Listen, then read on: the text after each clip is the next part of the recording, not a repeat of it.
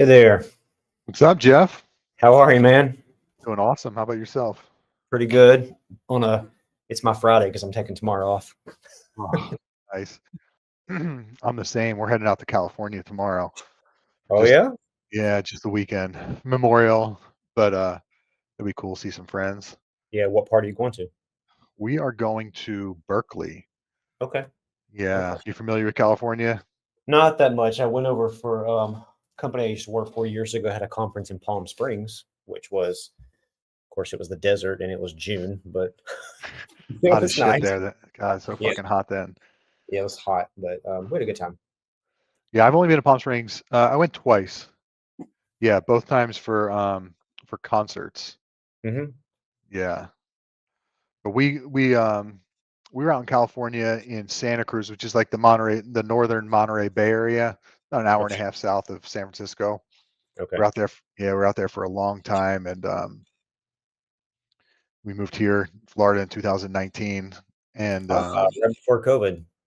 uh, perfect timing for us. Yeah, it was like Where are you at in Florida? we're in Clearwater, near Tampa. Okay. Got it. Got it. Yeah, yeah. Where are you at? Jacksonville. Okay. About as far north as you can get. Yeah. In fact, my office and where I live, we're about maybe 15-minute drive to the Georgia state line. Oh wow. We're at the very top of the state. Yeah, yeah. You born and raised there? No, I was born here, but I wasn't raised here. So I was raised in Kentucky and Tennessee in the uh, teenage years, and then came back when I was 16. I've been here ever since. So I consider Jacksonville home. Yeah, for sure, Although for I don't sure. know that I want to stay here forever. We'll see. Oh really? Where would you go?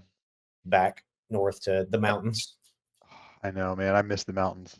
I miss it. Yeah, we try to go. I have family that still live up there, so we try to go every other year is my rule that we have to go on vacation. So it's 25 is that year, so I'm going to get something planned. Yeah.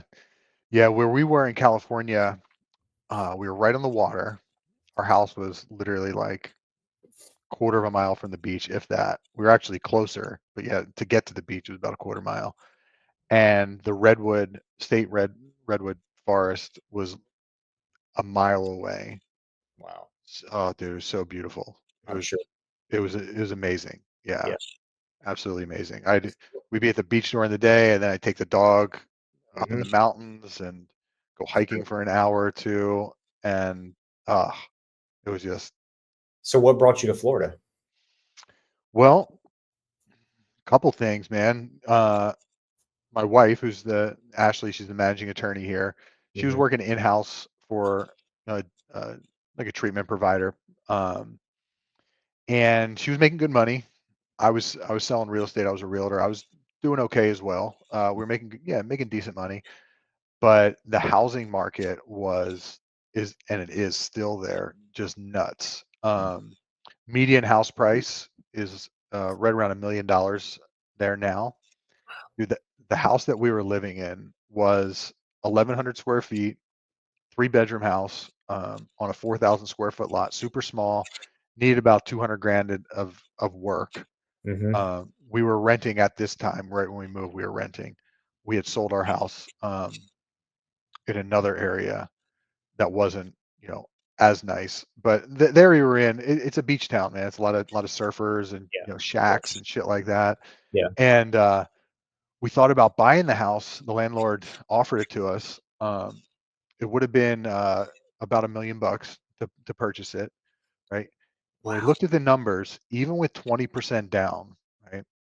Insurance is crazy there, right? Because you got all the fires. Yeah. At Yeah. at that time, well, now they're not even insuring, right? A lot of these insurance companies have backed out. Like screw it. Yeah, well, the state promulgated the rates. They said that they can't charge more than a certain amount now. So Yeah.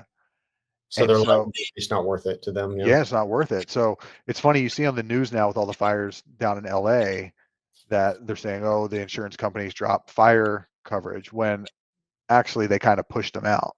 Yeah. But at the time that we were there, the rates were ridiculous, right? Super, super high. So in any sense, so the insurance is high, property taxes are high, income tax, uh, and So if we were to put down 20% with everything included, right? Taxes, mortgage, interest, all that stuff, insurance, our monthly payment would have been around 10 grand. Oh gosh. I And that's couldn't. not even that's not even fixing up the house. How do people afford to live in California? I don't understand it. I don't understand it. Well, I kind of do. So we're San Jose and Silicon Valley is right over the mountain, right? Hmm. There's the Santa Cruz Mountains. So it's right over the mountain. And that's where all the tech guys are. And so as I was in real estate, more and more home buyers were coming over from Silicon Valley because the house that we would have bought is like a $2 million house over there. It's like double the price. Right. Crazy, crazy. Those houses over there are just it's just nuts. And so they started flooding over into our area and just jacking up the prices. Hmm. And but yeah, it was really wild because you'd see some of these people who were in their 60s, 70s, who had a fortune. They had a fortune sitting in their house. They had a ton of equity, Hmm. but they had nowhere really to go. Sure. Yeah. You know, and they had their the property taxes all locked in, and so if they go somewhere, it was just it would be a mess. Like they wouldn't be able to afford the property taxes if they bought somewhere else. Yeah. Um, You moved. You really moved all the way across the country. yeah, we sure did. We sure Yeah. did. Yeah. And the Have you, other thing was, are you happy with that decision? Do you like Florida? do I like Florida? Yeah. Yeah, we like the warm weather. Yeah. Yeah, we do like the warm weather. Where we were, it was there wasn't one evening. I was there for 16 years, lived there for 16 years. There was not one evening where I was able to walk out in shorts and a t-shirt. Really? Because see, that's interesting because you also don't think about California getting cold. I don't. Well, yeah, Because when I think of California, I think beaches, and that's what people connect with California. So, yeah. Yeah. huh? So we were kind of on we're on the coast, and the fog comes in Yeah. real Okay. quick, and it'll drop 40 degrees in half an hour.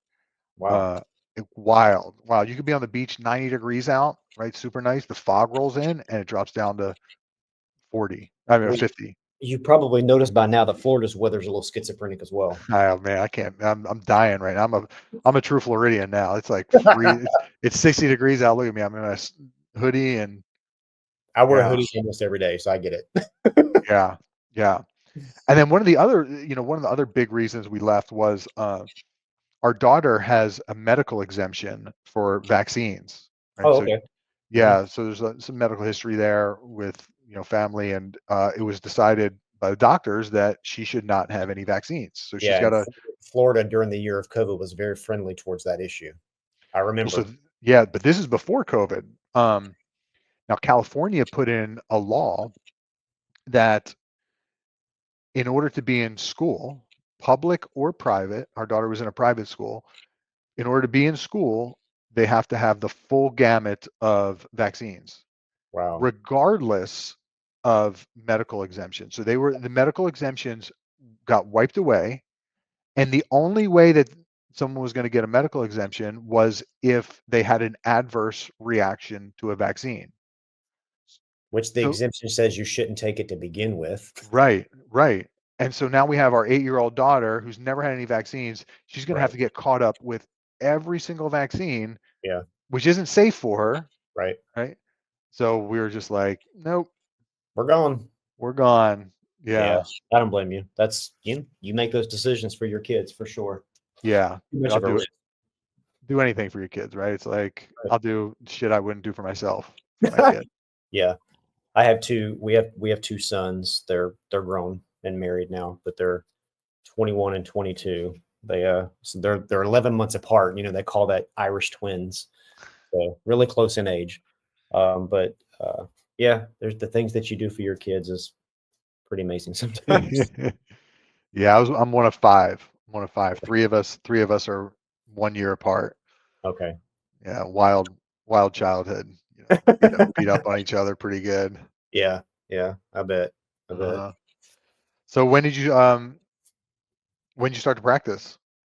I started it in 2021.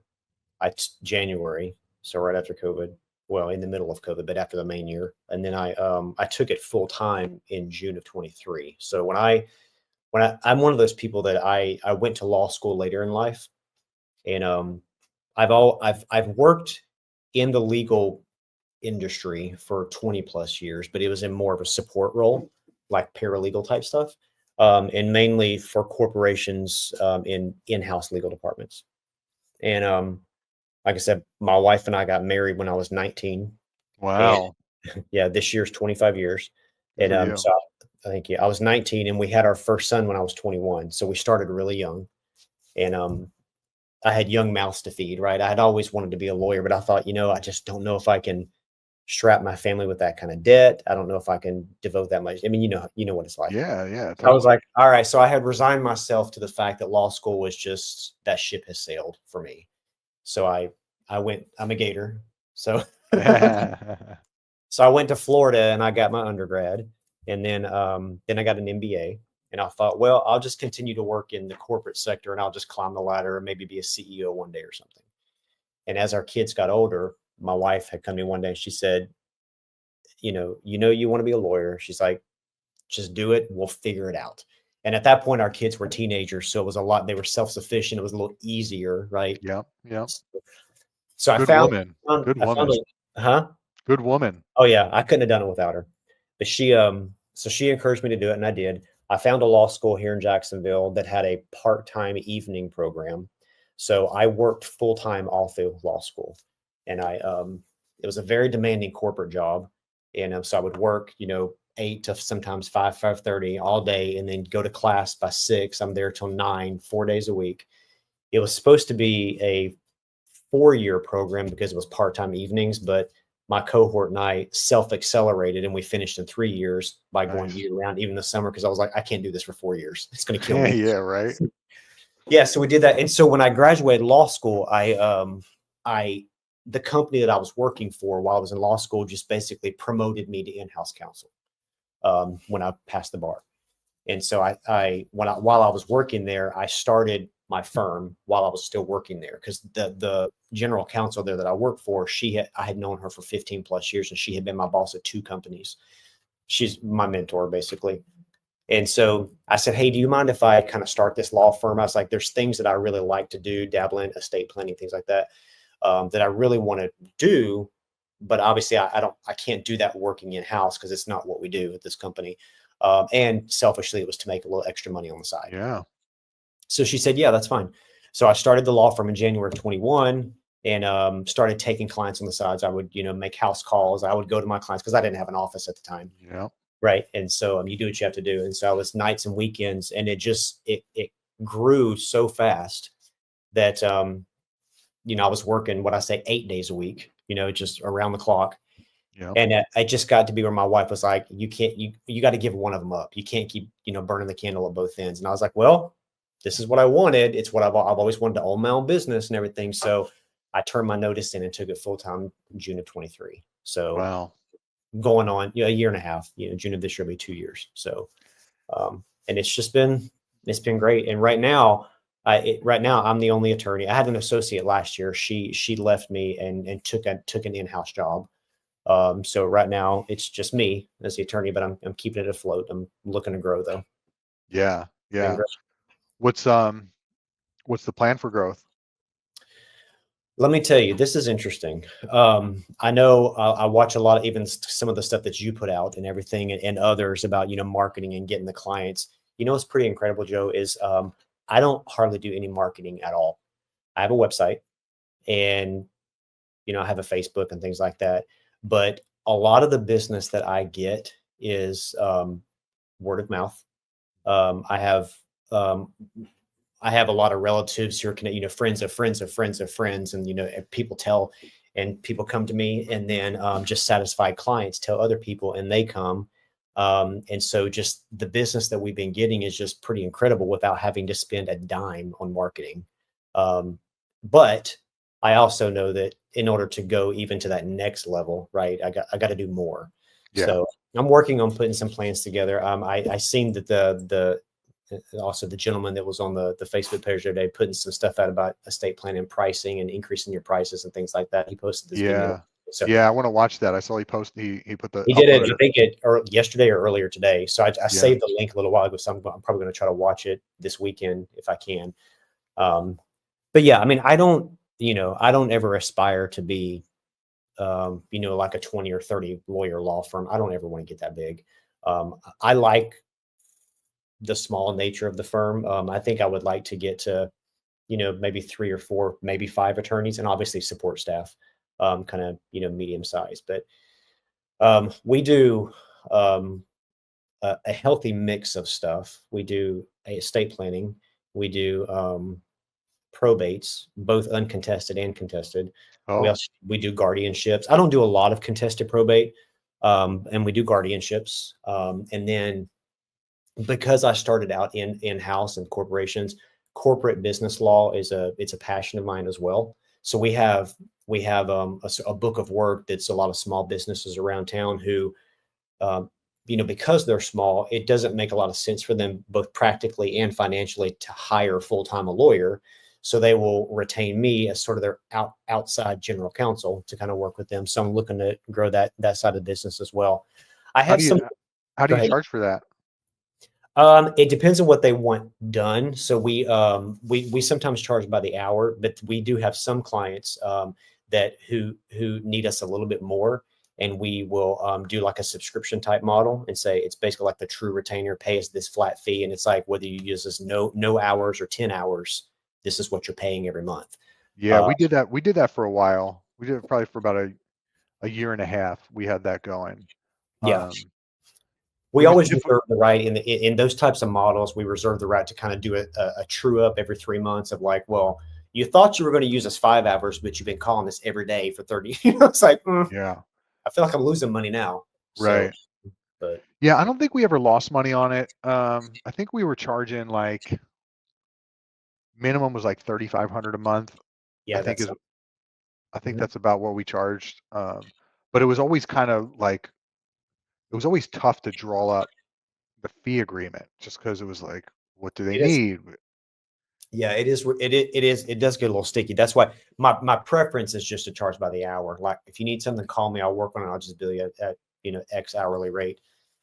Um, And then, there are some other things that we do on the side. We sometimes do some contract litigation and things like that. I do some some property disputes. I'm about to file a partition action, but I don't like litigation. I Yeah, just I don't neither do like it. we. And Neither do so we. the funny thing about me is that um, my personality is I'm not really a confrontational person. And so I don't like the adversarial nature of litigation. The thing that I love about being a lawyer is being a problem solver, but I don't like fighting with people, Yeah, which obviously, is a lot of what litigation is. And so it's interesting because that's my personality that I ended up in this profession. So like, how did that happen? Um, so anyway, I'm right now, I would say our mix is probably about 80% transactional to 20% litigation, which is okay by me, but I'm looking to decrease it even more. yeah, Just get out of it. I may take 1 or 2 litigation cases a year just to kind of keep the brain fresh with the rules of civil procedure and all that kind of stuff. But I'm at a point now where I'm getting to where I can be much more selective about the types of cases I take. that's Which nice. yeah, That's nice. yeah, I like being in Yeah, that position. yeah. At first, when I first joined with Ashley, it was like someone would call up some like off the beaten path legal thing that they need help with, and I'm like, "We can do it, right, Ashley?" She's Oh like, yeah.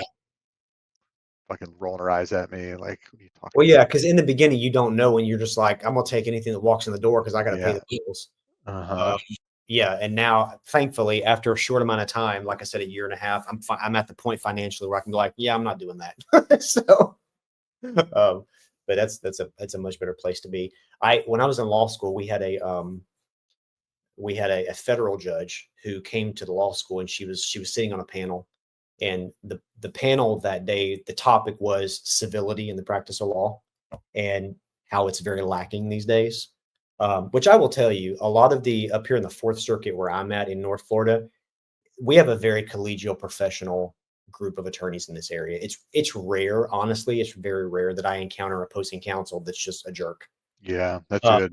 That's so nice. yeah, it's good. But I always remembered a few things that that judge said because they were talking about it, and she said, you know, nothing aggravates me more than when parties appear before me in court and the lawyers are fighting more than their clients. And she said, it's just not necessary. She said, you can work in an adversarial system without being adversarial. And Yeah. and then she said, don't ever confuse being a zealous advocate for your client with being a jerk. So like it's just not necessary. No, no, it's Uh, not. you can still get things done and still be professional. Yeah, I noticed that in real estate, just like, Really? oh, totally. It was Okay. like, because you're negotiating for your client, right? And you're trying to get them the best deal and the any repairs handled and credits and whatever. And every deal, I always negotiated no matter what. And you would get these realtors on the other end who were just fucking assholes. Yeah. And it's like, dude, what are you doing? Or they're asking me for something, right? And they're just being jackasses. Right. Uh, and yeah, one of my skills is kind of diffusing situations, Hmm. right? And you know, calmly acknowledging somebody and getting them to see our point of view or whatever without making them wrong. Right. That Yeah. people tend to do that a lot, like tell somebody else they're wrong. Like Right. you may be sitting there and be like, this guy doesn't doesn't know what the hell he's talking about. He's wrong. He's completely wrong in this situation. But the moment you tell them they're wrong, The you've you've defense goes up. Right. you've And lost you know, it. it's Yeah. like, I mean, you know this as a lawyer. I mean, like a lot of negotiating is just psychological, right? Yeah.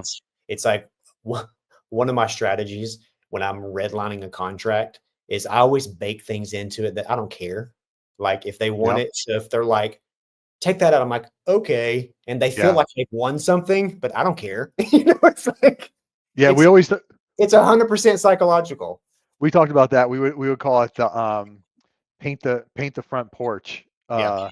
It's like, they just painted the front porch, and Mhm. then your listed of items that you want handled is you want them to change the paint color of the front Yeah. porch. It's like, I'm not doing this. All right, fine, fine. Will cave. Yeah, yeah. We also, I forgot to mention, I also do mediations. I'm a certified mediator. Oh And wow. I did that, got that certification about 2 years ago. And that's a book of business that's trying to ramping up. Even though I've been certified for 2 years, I have found that is a huge market to break into.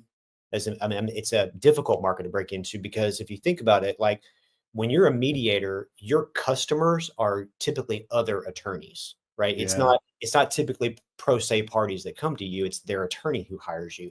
And what I found is a lot of attorneys, if they need to mediate a case, they sort of go back to mediators that they're comfortable with and that they've had success with. And I get that. So sometimes it's hard to get your name out there as a mediator, say, hey, use me, use me. mhm. Um, but I'm hoping to grow that as well. Because like I said, one of the things I love about being a lawyer is solving problems. And that's a lot of what a mediator does. Totally. Yeah, absolutely. So that's pretty much networking with other attorneys, right? Yeah, so I absolutely. And so I've been trying, I'm getting my name out there, emails. I've been attending a lot more of the local bar events. And that's, just like typical, rubbing elbows. That's just how you do anything, right? So Yeah. it's been a lot of what it's about. Do you guys only do estate planning or do you other stuff too? We do probate and Medicaid planning. Some business law still, Okay. but Medicaid's what I have my eye on this year. We Okay. started we hired a paralegal that is 20 years in doing Medicaid. Mm, She trained us up on it. And that we started that in April of last year, so it hasn't been quite a year yet. okay. But yeah, man, that's this year is where we're really gonna ramp that up. Yeah. Um, I guess that makes sense because, if you think about it, I mean, there's a large population of people in Florida who probably need those kind of services. I mean, yeah, so many of that generation gravitate here, they retire here, or just naturally here and age, and who probably need that as a service. I had never really thought about it, but Oh man, it's such a good service, right? You're doing such a good thing for them because you get these people that have a few hundred grand in assets, maybe a million in assets, and they got mhm, some income coming in. They wouldn't qualify for Medicaid. The wife had a stroke. She's going to be in long-term care for the rest of her life, right, and they're faced with, okay, we got to spend down our money on private, paying privately, yeah, right? And which sucks. It's hmm like terrible. hmm And average nursing home in Florida last year was like 10,400 oh a yeah, month. oh I know, yeah. Yeah. My my wife's grandmother was in for probably about the last year of her life. She had dementia and things like that. I think hers was a little over 8,000 a month. Hmm. Um, Yeah. it's just it's insane how much it costs. Yeah. Yeah. And if they're really jacked up, it could be 20 grand a month. Mhm, So yeah, man, we're like really helping them out, helping them preserve their assets. And we can charge a good clip on it. For home care, we're at like just about 11,000. mhm, And then for inpatient care, we're charging about 13 grand. okay. And yeah, man, you get a few of them, 4, 5, 6 of them a week. Things Yeah. are, you know, Wow, that many in a week? well, that's our goal. Right now, we're not. Right now, our probate carries us. Okay. Yeah, Yeah, that's our bread and butter right now. I think we're at about uh 65% of our income is from probate. Um, and then I think Medicaid, we're probably at 10, 15% for Medicaid, but yeah, we're lining the cards up for this year yeah, to just boom the shit out of that. yeah, Um, that's cool. I've seen a huge, influx just in the last couple of weeks in estate planning, and, I don't know if it's just because like, New Year's resolution, "Let's get our estate done," right. which fine, but, I've seen it for me, out of my estate planning practice, I don't know about you, it's very cyclical. I don't know, it's like, I'll have I'll get, 5, 6, 7, 8 calls a week, and then I might go 2 or 3 weeks and not get a single phone call. Um, See, that's it's where that's but where the referral business can hurt you a bit, yeah. because Oh, yeah. you're just not in control. Yeah. Um, they're great, right? Those are the best, the hottest leads, and right, that you're going to close the highest percentage on them, and yeah, they're going to be great clients. But yeah, from an income perspective, it's a bit unpredictable. Yeah. You, It you know, is. there's things that you can do to foster those relationships, to refer to you. Yeah, and I think, honestly, a lot of the stuff that I've seen since the turn of the year has been people coming to me because a prior client referred them. So, which is great. Oh yeah, I mean, what better marketing is there than word of mouth? totally. Um, so Yeah, yeah, I always, yeah, we try to provide a good service, and I love I love your tagline about the whole non-stuffy lawyer thing, because that's a lot of what I try to do. Like I usually wear like a collared shirt, not even this, and jeans to work every day. I mean, the only time you'll ever see me in a suit and tie is if I have to go to court, right? And a lot of times everything is over Zoom, so I'll wear something else and just throw on a tie for court and then take it off as soon as as soon as court's yeah, over. But yeah. we run our firm very similar to what you do. It's a very relaxed atmosphere. Our clients come in and it's very chill. Um, Nice. and I think they like that, They because I love think it. when people, they think of like the Morgan and Morgans and the Fair and Fairs and all that stuff, it's It's like intimidating. very intimidating. And I've literally had clients come to me and say, I purposely didn't go with those big firms because they feel like they get sucked into and they're just a number. They feel like they don't get that personal touch. Yeah.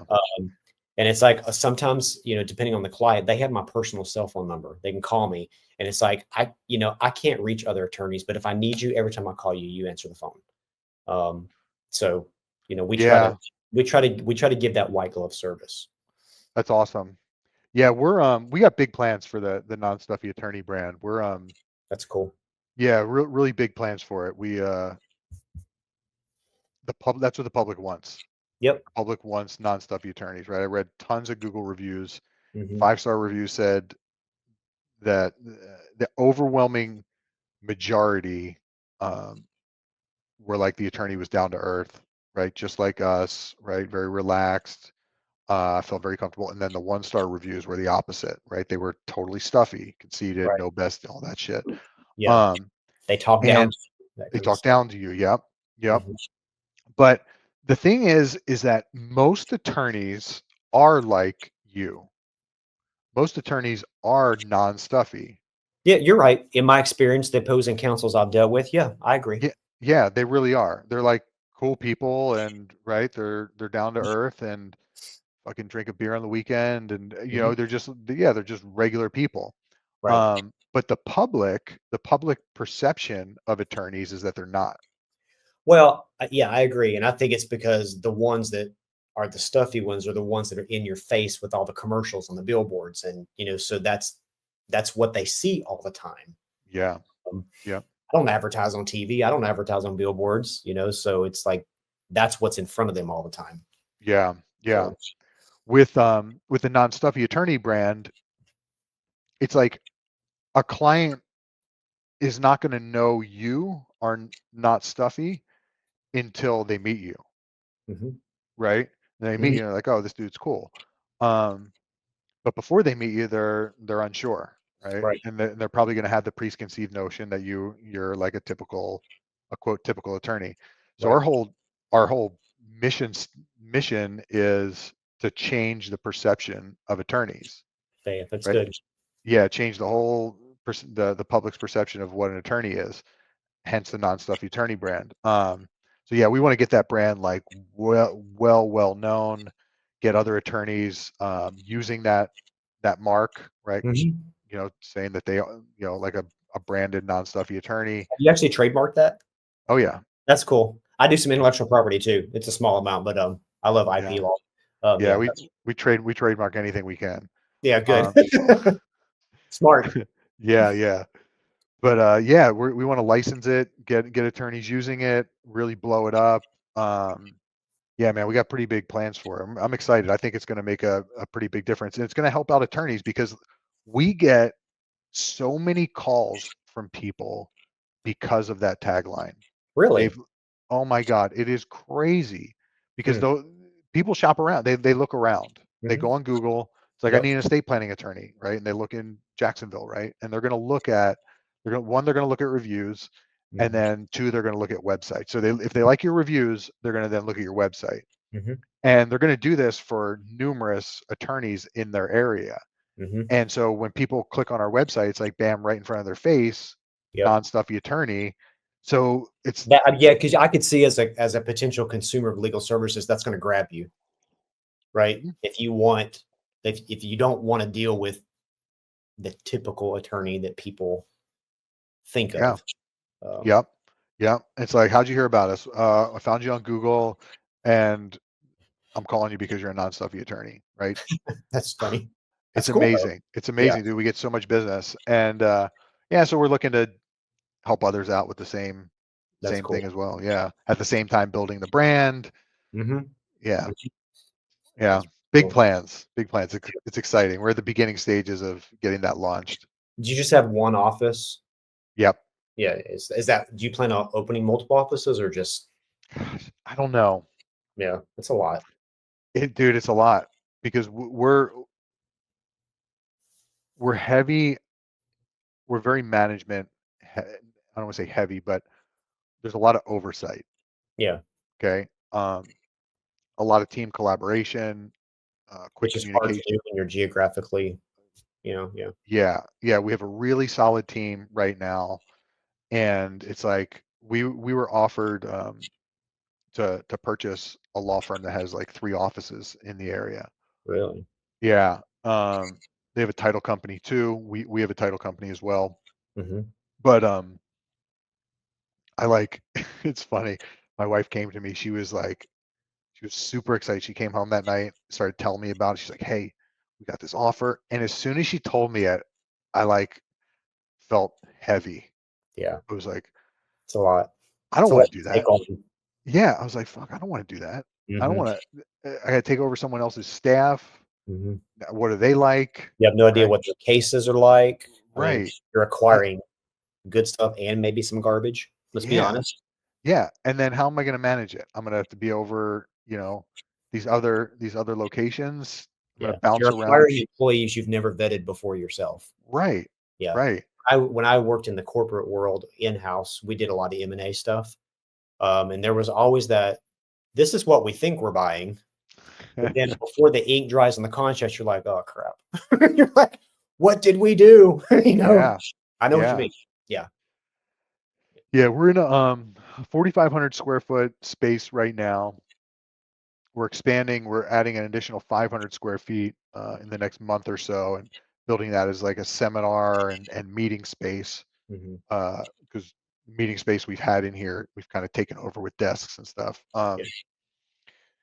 We got about 20 people in the office here daily, but it's getting jammed. Mhm. Um, Yeah. the so we take up half the second floor of this building. Really nice, right? All these glass windows, and Yep. yeah, it's super sharp, really Yep. upscale looking. The space upstairs is 9,000 square feet, and it's all built out even nicer than this, like super Mhm. super nice.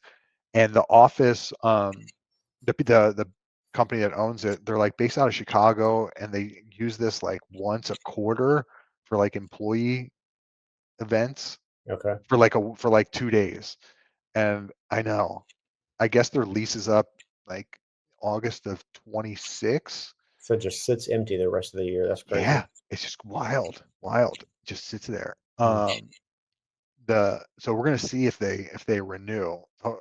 Hopefully they don't, because right now I don't have enough. I don't need that space now. Mhm. Yeah. But maybe a year and a half from now, How much is it additional square footage? an additional 4,500, so it's 9,000 square feet. So oh wow. Okay. Yeah. That's a lot. It's a lot. Yeah, Mhm. yeah, it's a lot. Super nice, but it's a lot. Mhm. Yeah, Well, good luck with that. I know, right? It's a I hefty bill. Yeah, I'm weighing in a couple years, obviously I need to grow some more in Florida, but I told you when we started this conversation how much when I came from the mountains and I like to visit up there. And I'm considering getting licensed in Tennessee. And Tennessee has a you can waive in, after so Has many recipro has years. reciprocity? But yeah, so Nice. their rule is like some of the states, because I already talked to their bar a couple years ago.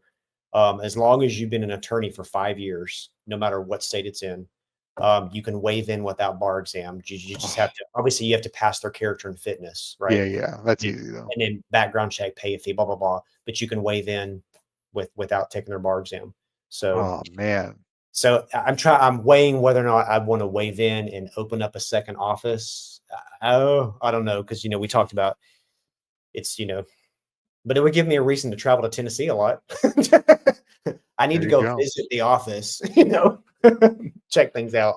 So Yeah, we'll see. I mean, I know that there's a lot of firms who operate multi-state, but I'm sure it's got a lot of unique challenges. So yeah. but I have still from where I came from up there, it was a Smoky Mountains area, and I Love the still have a Smoky lot. Mountains. It's beautiful. I still have a lot of friends and family there. And so to this day, you know how it is. When you have friends or family that know you're a lawyer, it's like when you're a doctor, they call you up, hey, can you do this? No, sorry, I'm not licensed in Tennessee. I can't help you. And so I feel like if I opened up something there, I would get some business almost instantly. So Yeah, man, that's not a bad idea. yeah, but even if I didn't open a brick and mortar there, I could still be here and still provide estate planning services and other remotely to Right. Tennessee clients. So yeah, it's on there. It's only a 5-year rule. Yeah, And it's become by the way, Texas is the same way. So I have a buddy of mine who's here in Jacksonville. He waived into Texas about 2 years ago. It's the same rule as Tennessee, 5 years. So Yeah, I mean, I just did a podcast yesterday with a woman who's down in Boca who her practice is totally virtual, right? yeah, there's a lot of people who are doing that these days. I, I don't. I have too many clients coming in and out of my office all day, and I am not meeting clients at my house. I don't want clients knowing where I live, and I'm just not doing that. People are crazy these days. and so but I know there's I know a lot of attorneys here in Norfolk who operate 100% virtual. Mhm. Um, one young lady I met recently, she does criminal defense, and she's 100% virtual. So people are making it work, and obviously, if you can do that, you're going to save a crap ton of money on overhead. Yeah. Uh, Yeah. so, I mean, if you got a good if you had a good office manager, someone that you really trusted, right, here, hmm and you go up there and you open up something, right? You start doing consults virtually. You yeah, have a paralegal down here. Um, yeah, man, I think it could totally work. I think it's a smart move. yeah. So I'm really considering it. So we'll see where it goes, but it's exciting to think about Hmm. for sure. Do you have any staff right now? My wife works with me, just like Oh, yours. oh, My that's cool. wife's not a lawyer, but Yeah, she does basically everything else. You know, she does all the book. You know, she pays all the bills and does all the admin stuff, and she books all the consults and does all the billing. So she does everything else, all the non-lawyer tasks she handles. she does what I do. Yeah, okay. So yeah, she's great. So I got a good one when I got her because not only did she support me through law school, now she's helping me build the business. So it's like you can attest, like not a lot of spouses could work with each other, but we No, make it work. We were able to make it work. I mean, we're literally together 24 hours a day. We live and work together. So, but it works. It works. you So guys, any fighting going on with the business? Not no. I mean, sometimes we have some disagreements on how maybe a client issue should be handled or something, Yeah, but I mean, ultimately, she's like, "You're the lawyer. I'm going to defer to whatever you want to do." So, yeah, yeah, yeah. I'm the so same with that. Our issues have always been at work has has been sales related. yeah. That's been the issue, right? Because I have a sales and marketing background, and you know, hmm I I can definitely spot when things are right and when they're not. And hmm so here in Ashley's consults, and like, oh, she didn't close the sale because she didn't do this, and I tell her, Yeah. it's like, Yeah. um, Don't psychoanalyze me. yeah, yeah. Um, but for the most part, yeah, she's gotten flat on that button where me coming to her and like, hey, your closing percentage is shit. What's going on? What do we need to do? Like, what's happening, right? You've hardly closed anything over the last couple weeks. You Yeah. know, what are you doing? What's going on? Um, Talk to me. yeah, and she's like, now she's totally like, you're right, right? Like, okay, yeah, we Like, gotta figure it out. if I don't get my numbers up, Joe's going to be on me. Yeah, yeah. How long have y'all been married? Got married in 2007. Okay. So Okay. when is that? How many years is that? We even forget our anniversary, man. It's like, Yeah, I do yeah, too sometimes too. Luckily, my wife doesn't. She doesn't. It doesn't bother her. I always remember it's in May, but I not don't always remember the day. it's funny. Yeah, we got married June 28th. Was it? No, July 28th. Okay. July 28th. It's so funny. There's this one year. See, I fucking forgot what hmm month it was. So there's this one year. It was like a week. We got married July 28th. Okay. hmm This was like the first week in July or second week in July. And I had kind of perceived that Ashley was like upset with me about something. She was like a little bit short, like hmm her, and I didn't really know what was going on. But I just picked it up that day, Yeah. sitting downstairs, and I'm like, oh fuck, I forgot about our anniversary. Now I didn't forget about our anniversary because it was the end of July, right? So I hmm was like 3 weeks early. Oh, But okay. I was thinking that it was June, end of June. June. Yeah. So I go upstairs, like kind of with my tail between my legs. I said, "Hey, you realize that we forgot our anniversary, right?" I kind of put it on both of us. I hmm realized that we forgot about our anniversary. And she looks at me and she goes, "Shit, you're right." She didn't even know it was July. That's fine. Listen, you got 2 J months right back to back. It's fine. Yeah, That's funny. I know. Oh my God. Yeah, man, we get along great. We're together all the time too. All How many kids do you have? just one, Okay. one 13-year-old daughter. Okay. Fun age. Fun age. I Yeah. remember the teenage years. Mm, Yeah. She's super into volleyball. that's Uh, awesome. Yeah. She wanted to go to public school this year for her first year in public school. She's killing it. She's gotten really good, all A's, without even really trying. She hates school. Yeah, both of Uh, my boys hated it too. yeah, I hated it. I just I got C's and D's just to get by. I was I smoking always weed like half of high school anyway. I always liked school. I like to learn. My wife's an avid reader. She reads probably, this is no joke. She probably reads over 100 books a year. I mean, she's constantly reading, but all her books are like reading for like novels, fiction stuff. If I'm going to read, I'm reading to learn. Same. I want to learn something. So that's why Same. I always like school. And my boys hate it. I'm like, whose kid are you? Like, you don't take after me. That's for sure. Yeah, our daughter is the same way as you are. She likes to read to like learn stuff. Hmm.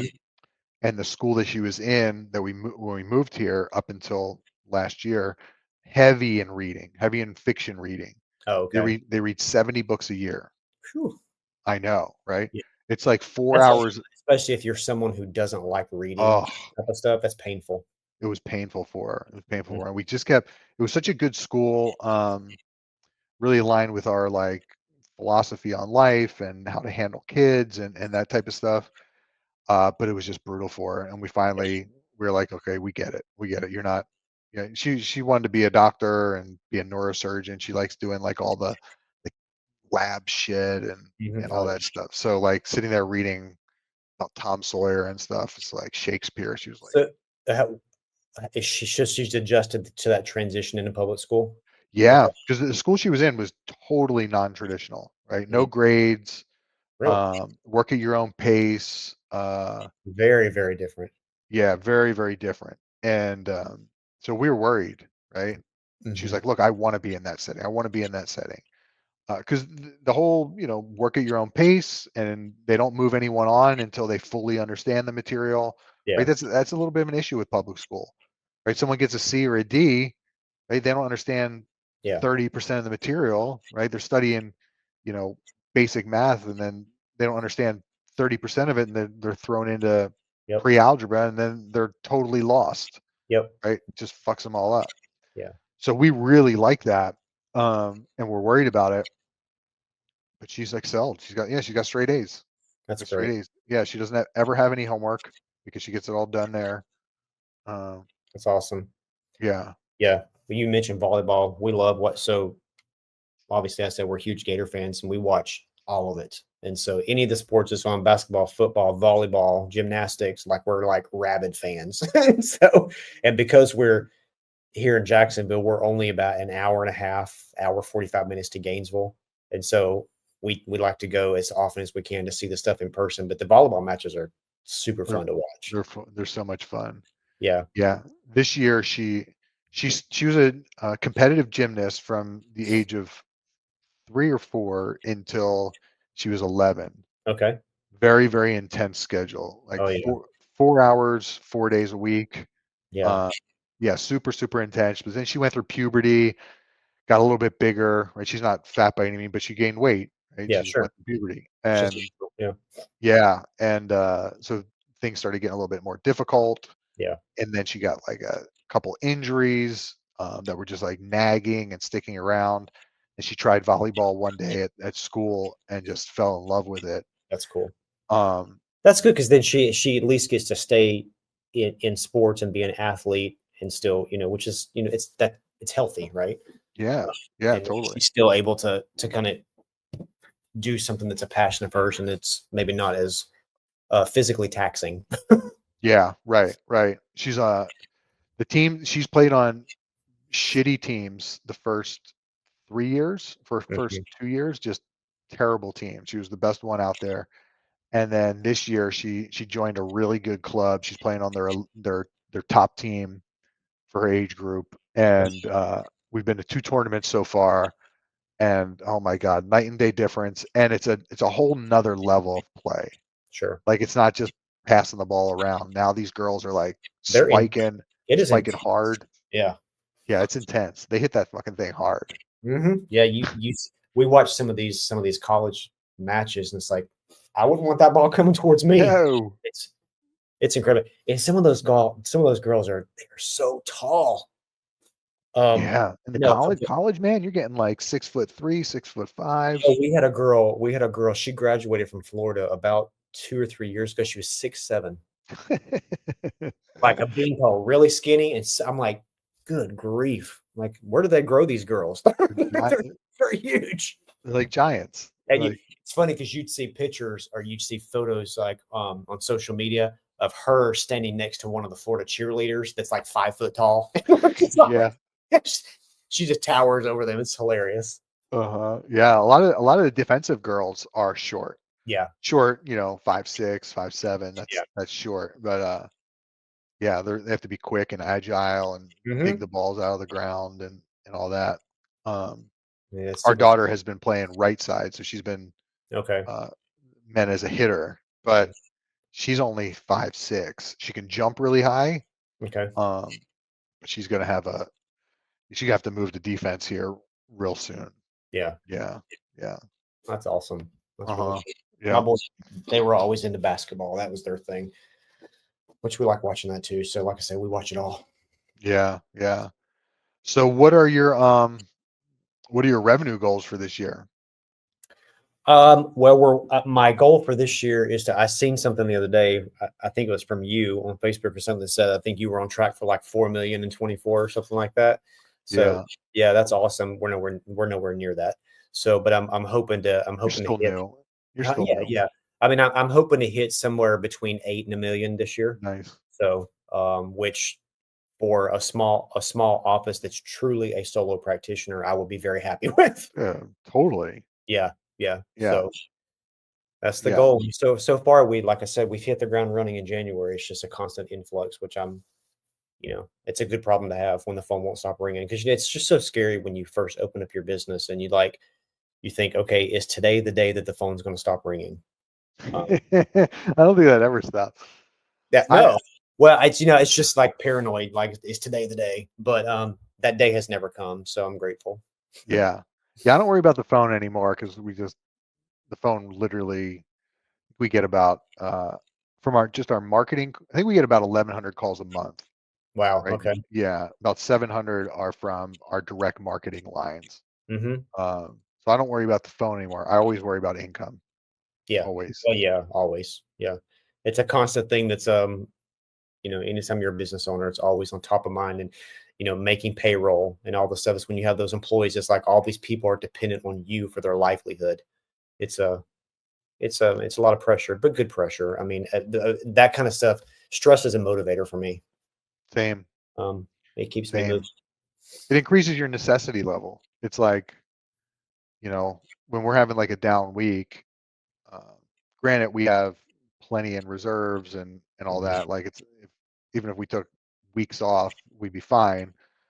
Uh, I don't have that. I don't ever have that viewpoint, right? No, no, no, no. It's like, Yeah, my wife and I were talking about that recently. How it's like I always want to make sure we have a large number of reserves. If we have a bad month, we can still make payroll, we can still pay the rent, all that kind of stuff. But I've never been the kind of person that's like, oh, there's enough money in the bank. I'll just take 2 weeks off. No, I'm going to keep going.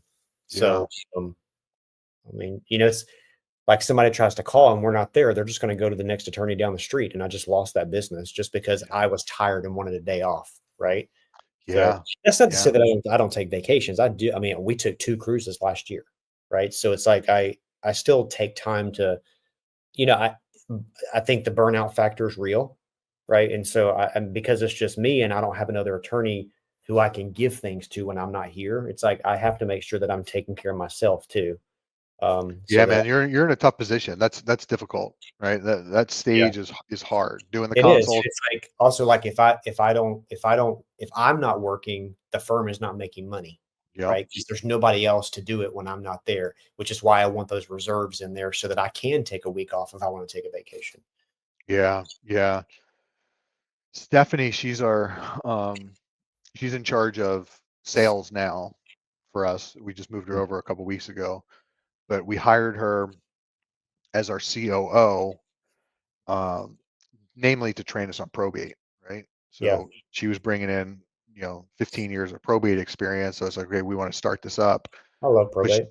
yeah, she instantly started doing consults. right away. Started doing consults. Okay. Yeah, she can't give legal advice, obviously, because she's not an attorney. Right. But yeah, she was doing consults Where was she and getting all the leads from? from our marketing. Oh, yeah. Okay. Yeah. So what all do you do for marketing? I mean, I mean, I mean, how do you get your name out there mostly? Yep. So we set aside about 20% of our revenue to promotion and marketing. Okay. Okay. Uh, and that's just what it's for, nothing else. Right. Okay. Uh, we send a ton of postcards. We send right now we're sending about 60,000 a month. We Okay. started out sending about 6,000 a month, but estate planning, those are killer for estate planning. Absolutely killer. Because you can, Yes. Sorry, I don't mean to interrupt you. Did I yeah, see? yeah. I think I thought I saw something recently on the in the Facebook group where you mentioned what vendor you use for those Yeah, posts. postcard mania. Okay. Yeah, that's where I learned sales. Really, that's where I really learned sales. I was a sales rep with them for almost a year. Will they help you design the postcard too, or do you Oh have to? yeah, Okay. yeah.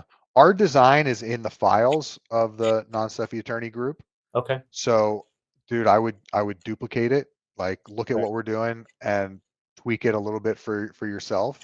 But that card is super successful. That And how do design. you just postcard mania? Are they the ones who have the addresses of all the people in this area, or do you have to give that to them? Do they have some No, database? they'll get it for you. If you have your own list, you can give it to them, Okay. but they'll get it for you. Okay. Yeah, so we're just like, hey, hit up people that are 45 and older, have kids, Oh, have you can net worth. target the audience you want. What do they charge? So we have really good rates because we will Because you do purchase so like, much volume. yeah, we'll purchase like 500,000 cards at a time. Okay. Um, so I think for the printing, yeah, for the printing and mail handling for them, it's at about 10 cents a piece. Okay. And then postage is whatever the going rate is. I think it's like 39 cents right Yeah. now. Yeah. Okay. So we're at about 49 cents a pop. Okay. Yeah. When you That's when not. you look, I mean, that's not that bad. Even if I started out a smaller number than what you're doing, I mean, it's worth it. You know, if my ultimate goal is to really boost the estate planning stuff, it sounds like you get a huge return on that investment. huge. When you start looking at the numbers, okay, how much are you spending, right? And then okay, how many clients does it take to break even, right? You look at that just that number, okay, then Right. there you go, right? So yeah, and postcards are so great. Um, one, a lot of people don't do it, Hmm. so it's a very unique form of marketing, but it sticks around. We routinely get calls from people who had received our card like a year ago, 2 years Yeah. ago. We just Well, got a they'll get call. it. They'll get it, and they'll just stick it on their, on their refrigerator. And it's like I'll call them one day. And Exactly. one day turns into a year, but E- hey, they call eventually. Exactly. We were doing trademark calls because we used to do trade. We still do trademarks, but we don't Yeah. promote it anymore. But we had a pretty big mailing campaign like 2.5 years ago.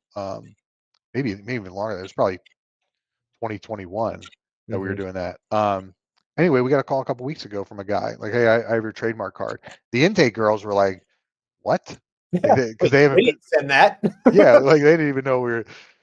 And so yeah, but you're not doing that with a Google ad, Yeah. right? You're not Yeah. doing that with an email. You're not printing out an email and sticking it on your fridge or putting it in your drawer, right? Yep. Um, so it sticks around, and you can really communicate really effectively with both sides of the card, like the benefits to the person. Yeah. Whereas a Google ad really can't. Yeah, they can go to a landing page and read about it there, but it's usually in one ear and out the other. Are the postcards that you send out, is it exclusively estate planning, or do you advertise Yeah. probate or anything like that? Okay. No, we advertise it. It's just on the front cover.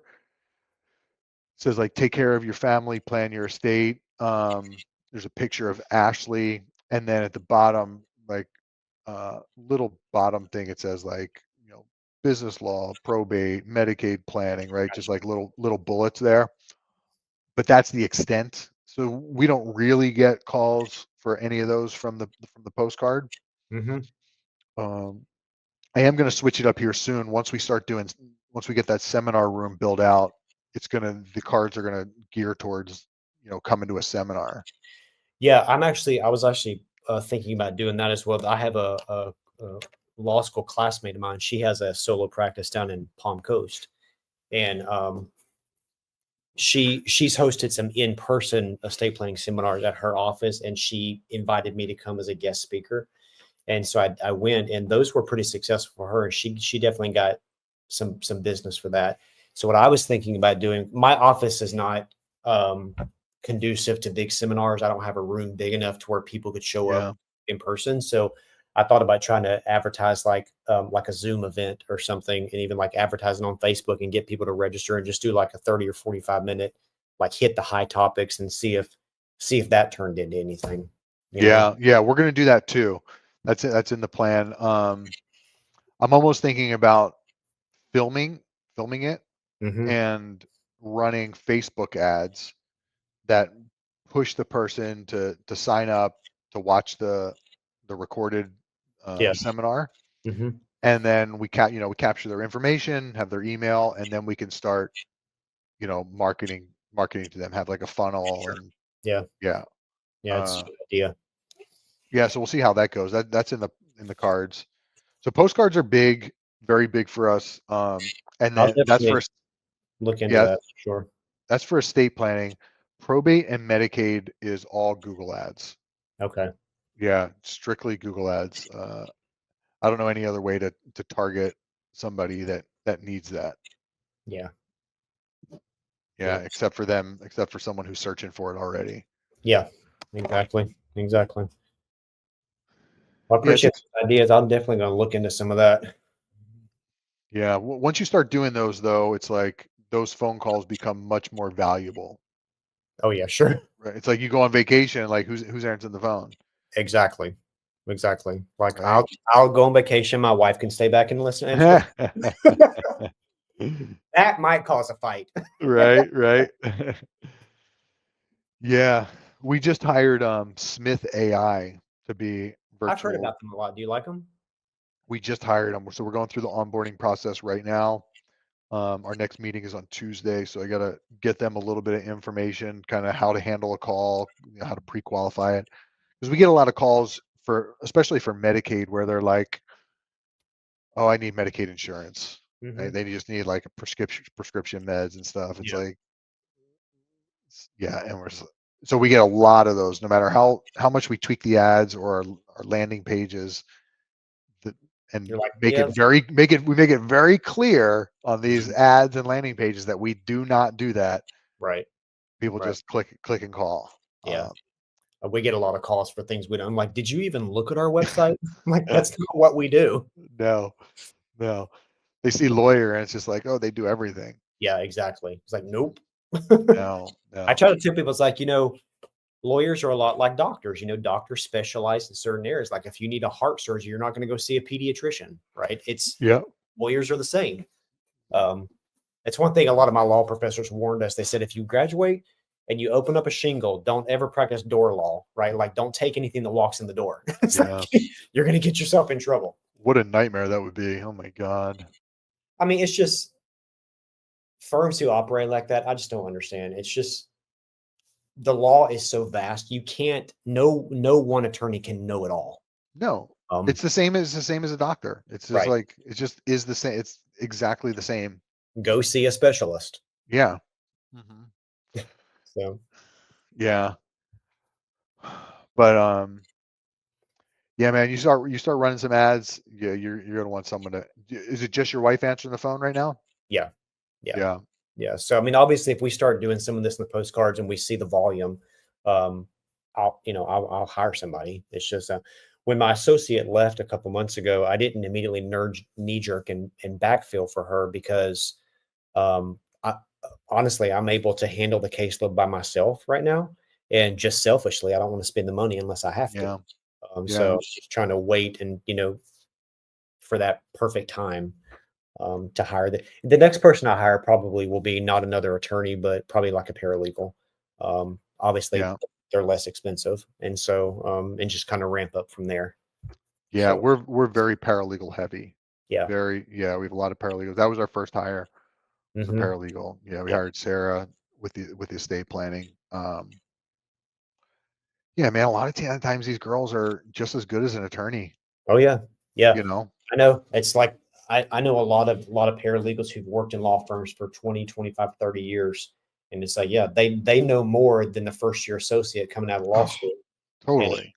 I always say that the paralegals are the ones who really run the law office.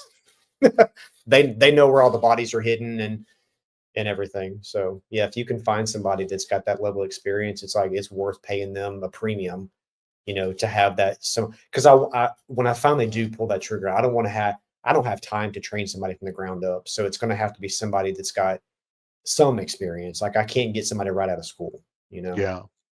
It's just Yeah. No, you can find them. You can find them. We found great paralegals that just jumped right in. They just need to learn our procedures. But Mhm.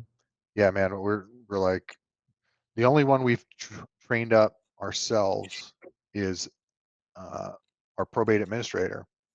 Yeah, Abby. She started out as a receptionist, and she's just learned That's and cool. trained up through the ranks, and now she's running the whole probate department. Yeah, that's awesome. Good for Yeah, good for yeah, her. super sharp girl, young, right? And Mhm. I don't even know how old she was, maybe 21 when we hired her. But yeah, now Wow, she's running the whole department. Yeah, good yeah. for her. That's awesome. Yeah, I like probate. I don't. Do you do contested probates or Nope. just yeah? Like I said, I don't really advertise that I do one or the other, but I'm getting more since I don't like litigation so much. I'm getting more and more away from the contested. And usually, if people tell me it's contested, I'm like, yeah, I'm going to have to send you somewhere else. Um, I had two that I was working on right now. One of them, um, I got rid of earlier this week, and then so I only have one that's contested right now. So after that one, I don't think I'm going to take anymore. Any Um, problem getting rid of that one? No, and really it was just she needed to go pro se just because she couldn't continue to pay the legal fees. So it's like, I get it, but I can't work for free. Yeah. So she signed a consent for me to withdraw. And so it's like, all right. Um, and then do you guys ever do any guardianships? We do minor guardianships that are for is it homestead property. Uh and they have to be in our county. Okay. Yeah. Yeah, they have to be in our county because we market statewide for probate and Medicaid. So Yeah. we got cases all over the state. Okay. Okay. But it's like if you have to go into a hearing, it's like fuck. Now all of a sudden we got to fly Yeah. down to Miami. It's Yeah. like Yeah. I try to be really careful. I had a couple cases in Miami last year, but I try to be really careful about cases that I take that are really in other areas of the state because, I think I would tell people all the time if there's anything that's you can say good came from COVID, is that it revolutionized the practice of law Mhm. because whoever heard of doing Zoom hearings before COVID? Like it just wasn't a thing, Yep, and now it's like super just normal. just about everything is Zoom except for the actual trial. And sometimes even those are still on Zoom. I had a property dispute between two neighbors that we were litigating at the end of last year, and the final hearing is what the judge called it, but it was a trial and it was over Zoom. But thankfully we settled the case before it actually made it to trial, but it was going to happen over Zoom. So it's just It's wild. it's crazy. I'm like, how am I going to present evidence on Zoom? I was like, I wasn't Yeah. looking forward to it. Um, Are you tech savvy? yeah, I like to think so. I mean, one of the companies that I used to work for in house was a technology, a software development company. So I'd use a lot of technology in my practice. Good, good. Your wife is tech savvy too? Oh, yeah, Good. she worked at Citibank for 26 years. And so for their credit card division, and she was an administrative assistant. So she's in a big global organization like that, they have software for everything. Yeah, She had to switch between all kinds of things throughout the day. So yeah, she's a quick study. that's good. Yeah. So, yeah, I'm a big proponent in using technology to create efficiency and things like that. So I don't know what you use for practice management, but we use my case, which I really like. We use Wealth Counsel for our estate planning. Yeah, Uh, we do too. yeah, I really like it. I mean, I signed up for it about 6, 7 months ago, and really hit the ground running with it. And I recently, when I first started using it, I was only using the estate planning module, but then I just increased my subscription to include trust administration. That they have the business corporate model, so I basically have everything they have now. Yeah, Uh, same. yeah, so I use that. But yeah, I'm big time believer in technology. Yeah, well, you kind of, it's like our the employees that we've hired, I've almost had to insist that they do, because we've hired a few that were not. Tech savvy. Yeah, Oh yeah, yeah. kind of like just don't even know their way around a computer. Which is it's hard, right? Because I mean, in the 21st century, like everything is run by technology. It's like if you don't even know how to send an email, Yeah, I yeah. might So not hire you. yeah, I felt bad because some of a couple of them were good. They were okay. I don't want to say good. They were okay, but it's like, yeah, man, we're using software, and we're going to be changed. We're going to be even using more software, and you can't keep up. Yeah, It's yeah, like, so now, yeah, when I'm interviewing people, that's like a super key thing, yeah. and it kind of Well, comes like when with those people, was it like a generational issue? a little bit. Yeah, Yeah, yeah. So it kind of screws some of the people that are older. That it's like, mm. yeah, do you know much about technology? How are you with a computer? Well, I know how to use Word. I know how to turn it on. Yeah, right. Yeah, I used Word at my last one. I don't. I think I know where the power button is. It's like, yeah, I don't think that's going to work. Um, I was trying to think of some of the. I was trying to look here on my desktop to see like some of the other technology that we use. Sorry about that. All good. We're back. That's okay. But I was trying to think of some of the other stuff we use. I mean, for legal research, what do you guys use? I use LexisNexis. Um, Yeah. Um, I forget. Fuck. that Name a or couple of them. Also, Westlaw. we use Westlaw. Lexis was okay. Yeah, Yeah. yeah. So, yep, it definitely helps to streamline things. There's this. I don't know if you guys have to send out a lot of certified mail or anything like that. So Okay. we found this tool. It's called Simply Certified Mail. And Simply certified mail. Okay. it's a pretty cool thing where you can go in there and basically print off if you want to send something certified mail someone, just put it in there. You basically preload it with you prepay for postage. And then as you're sending things out, you go in there and put in who's going to spits out the receipt. And you just kind of stuff in the mail and you can track it when it's delivered and when it's signed and when someone signs for it, they'll actually upload the signature thing to there that you can download for if you have to file it with court or something like that. Yeah, we have that. I don't know if it's that same thing, but Yeah. we definitely have that. Yeah, Yeah. we used to we were running to the post office 3 times a day, like Yeah. before. Oh, yeah. It's crazy. And where my office is, we don't have a post office near us. I'm like, this is not going to work. Um, and then are you familiar with Simplifile?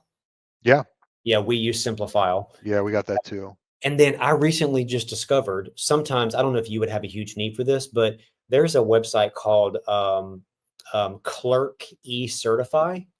And so if you ever have to get like a certified copy of a judgment, you can actually go to this website. Not all counties participate in it, but you can go, whenever I've had to get a certified copy before, I've had to drive to the courthouse, Oh, go up there, pay, they stamp it, whatever. You can actually go on this website. It's like $8. You tell them what county, and of course, you have to put in the case information. It finds the judgment. You basically place the order online, and the clerk electronically stamps it, and you instantly get the certified copy on the screen. that's So killer. yeah, it's. I did it for the first time last week. I was like, I'll never do it again any other way. So it's What's it called again? Clerk E Certify. Okay. Yeah. So yeah, it was a really, really, really, really cool thing.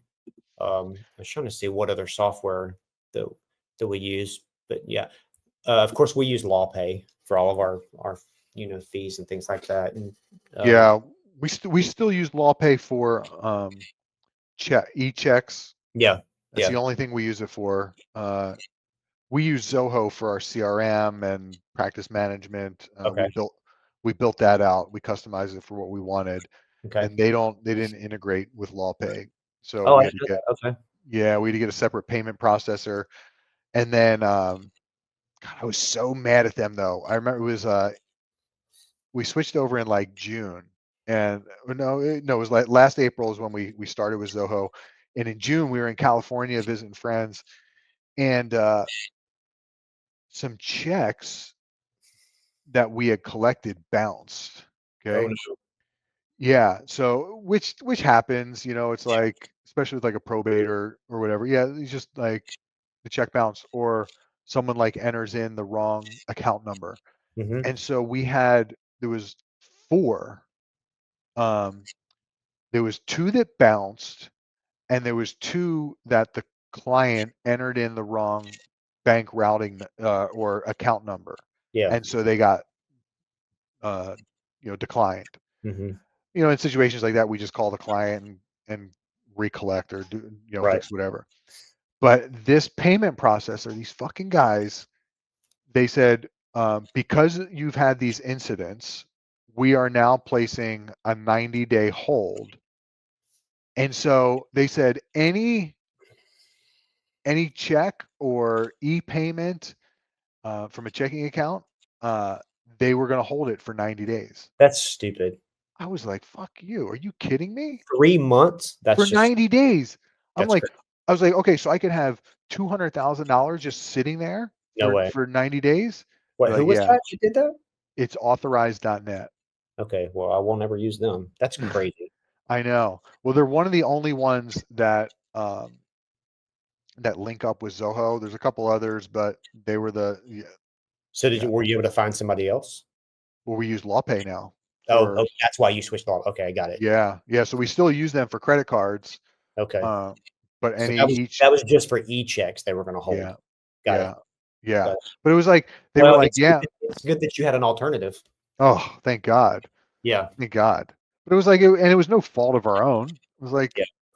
yeah, they're Do you any know, of your clients ever use that like within LawPay? I'm sorry, within yeah, no. Yeah, within LawPay, they have that pay now function. It's like the pay the later. yeah, the pay later function. Do your clients ever use that? We have used it before. Yeah, I've We had have a used it. few use it. Yep. Um, we also now use a company called Probate Cash. Oh, never heard of it. Yeah. So if there's property, um, they'll they'll basically loan the money. Oh, Yeah. interesting. Uh Okay. huh. Yeah.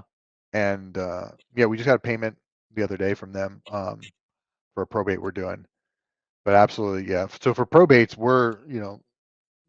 a lot of our probates are pay later options. Yeah. Um, yeah. Yeah, probates, depending on the size of the estate, can get so expensive. That's why It's I love it. yeah, good for us, but It's recession proof too, right? true. People Yeah. are always people are going to die no matter what. Yeah, 1 out of 1 die, right? That's the statistic. Yep, yep. Yeah, and sometimes as attorneys, we bank on people actually not doing their estate planning, so then things have to be perfected, you know? Yeah, yeah. We've had some clients come in, they want a will, right? And they got a Mhm. they got a big estate, and they're like, no, I don't need a trust. I just want a will. Like, And we're like, I try okay, I well, try to tell them, like, "You understand a will doesn't avoid probate, right?" yeah, totally. And we're like, we'll be like, all right, you put us as the PR, and we'll do it for free. Okay, Yeah, okay. yeah. We'll Um, we'll do your estate plan. We'll do the will and all your direct. We'll do everything for free. okay. Just because you get the PR fees later? Yeah, what the Yeah, hell? yeah. Um, do you guys do a lot of ladybird deeds A in your lot, practice? We do a too. lot. A Yeah. lot. You know, because for some people, a lot of clients that I get, at least in this area of the state, they have very, very modest estates. I mean, I don't live in, I mean, Jacksonville is a huge city, but the side of town I'm on, I mean, it's not like a wealthy area. And so for a lot of these people, the only thing they have is their house. And Yeah. it's like, I have this house.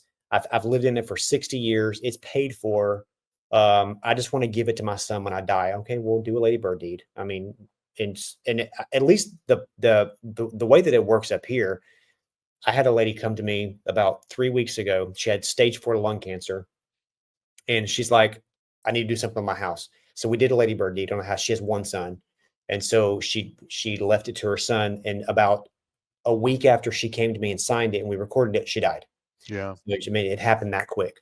And yeah, I mean, it worked like exactly how it's supposed to. He immediately took her death certificate, he filed it, titles in his name. So I'm like, that's how it's supposed to work. That's how it's supposed to go. It's Yep. perfect. It's such a great instrument. Easy. It is. It Such a is. great instrument. What do you charge for them? We charge $350 for a deed. Jack it up. Yeah. What are you charging? $950. Really? Yeah. Wow. Okay. Okay. Yeah. But I've been when you look at the value of it, true. right? Like True. what is the value of it is incredible. Like how much is her house worth? I don't even know off the top of my head, but it probably a couple $100,000. A couple $100,000. Yeah. Okay, what's the probate cost on that? Right. No, you're right. You're absolutely right. Yeah. Yeah, it's an easy sell. It's an easy sell. People buy it all day long for $950. Okay.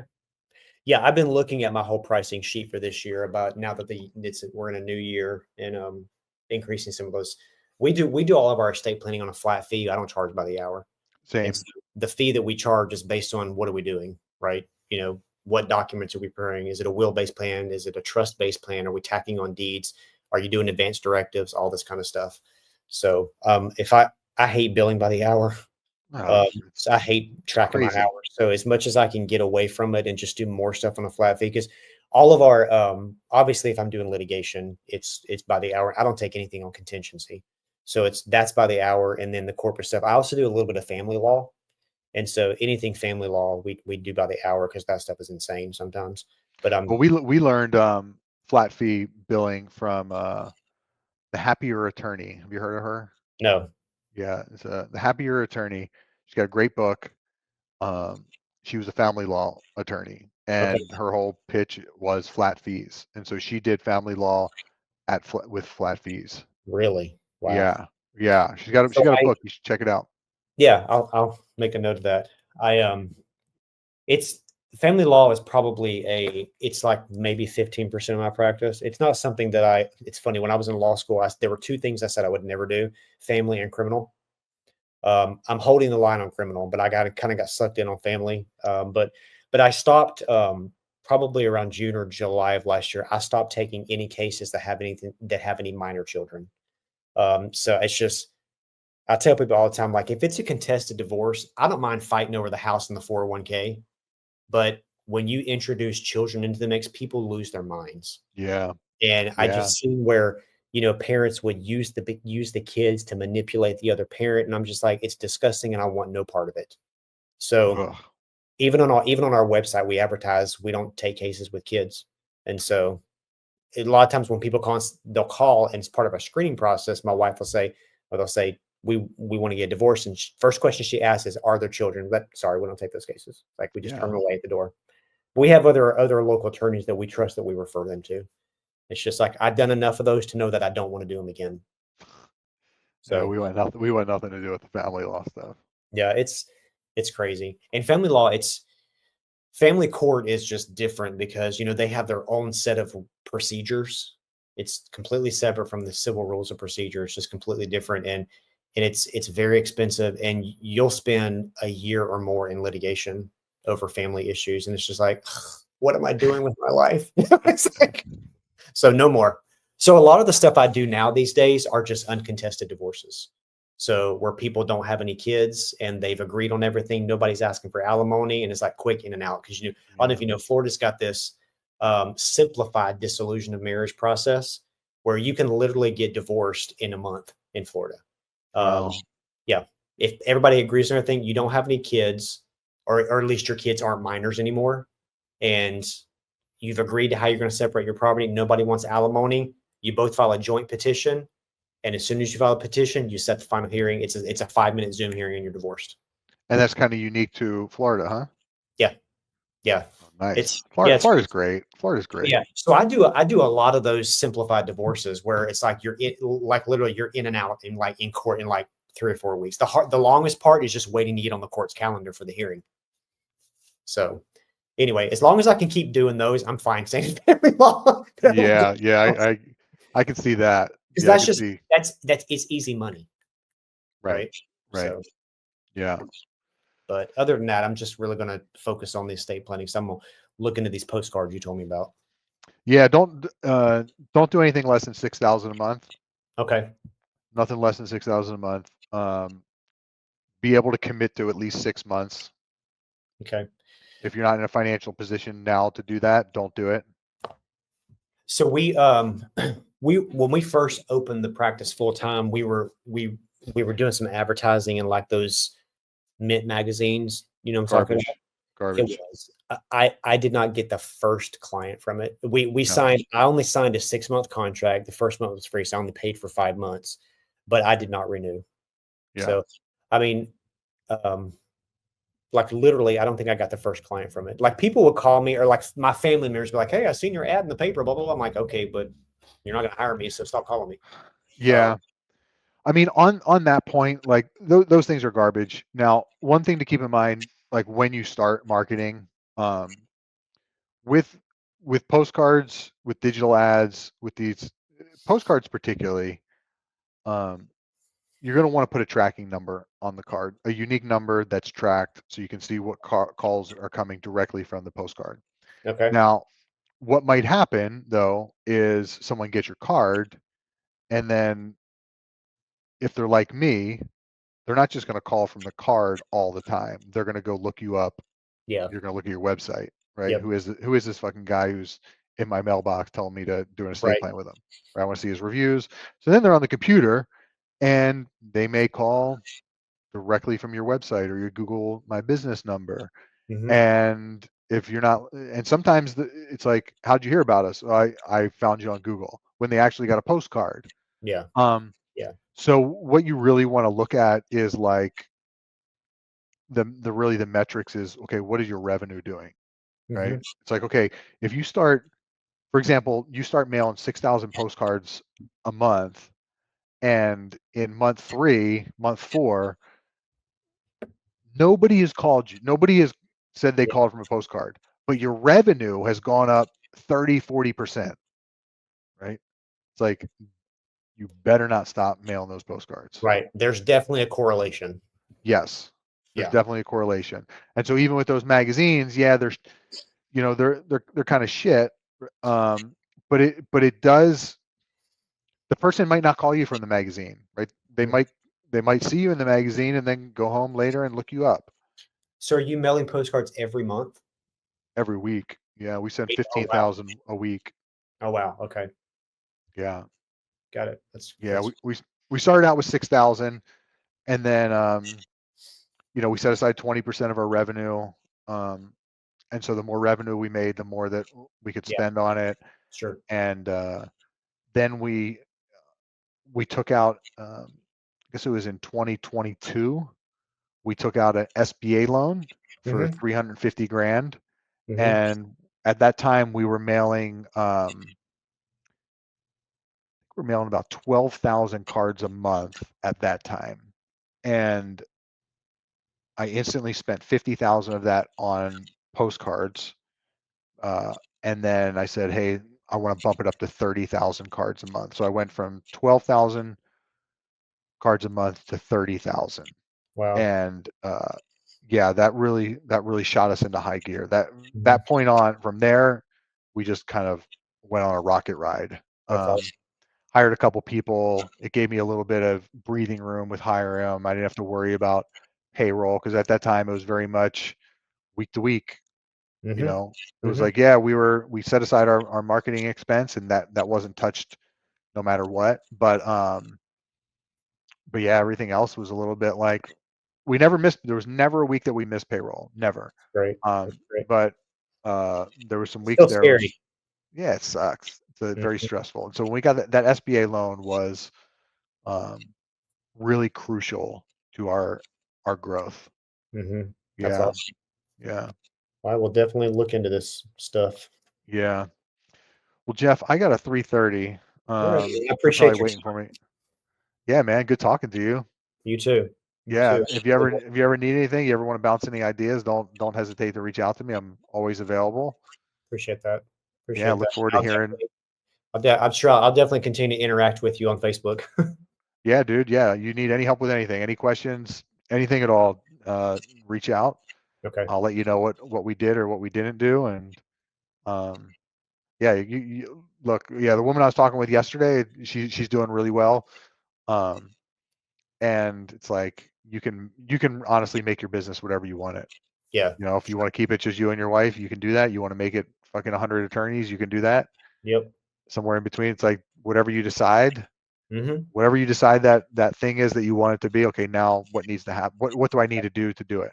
Yep. Simple 100%. as that. Simple Yep. as that. Look forward to hearing about all your success. All right. Appreciate it. I'll talk to you soon. All right, dude. See All ya. right. Bye.